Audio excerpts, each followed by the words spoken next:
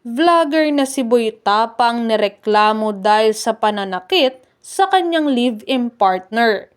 Ang kilalang vlogger na si Boy Tapang ay naaresto dahil sa pananakit or physical abuse sa ilalim ng RA 9262 sa Barangay Daang Lungsod, Alcoy, Cebu, pasado 1:00 ng madaling araw noong Abril 1. Ronnie Suwan alias Boy Tapang, 25 taong gulang, mula sa Barangay Dalaungsod, Alcoy, Cebu, ay napaulat ng kanyang live-in partner na si Christina, 21 years old, na di umano'y sinasaktan siya.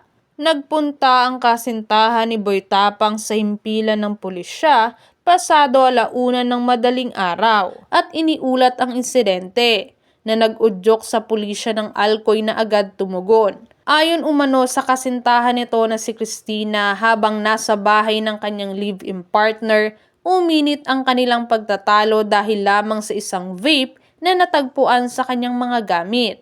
Nalaman na siya ay pinagsasampal umano ni Boy Tapang ng maraming beses, tinamaan ang kanyang kaliwang braso o balikat, kanang bahagi ng tiyan at iba't ibang bahagi ng kanyang katawan na nagdulot ng mga pasa at pamamaga. Bukod dito, sinabi rin ni Christina na siya ay sinasaktan ng kanyang ka-live-in partner ng maraming beses habang siya ay buntis, ngunit hindi niya inireport ang mga insidente dahil sa takot at dahil mahal niya ito. Gayunpaman, hindi na niya ito kayang tiisin at nagpasya na siyang magsampa ng reklamo laban kay Boy Tapang. Nahuli si Boy Tapang sa isang hot pursuit operation ng mga tumugo na tauhan ng PNP at kasalukuyang nasa kustudiya ng Alcoy Police.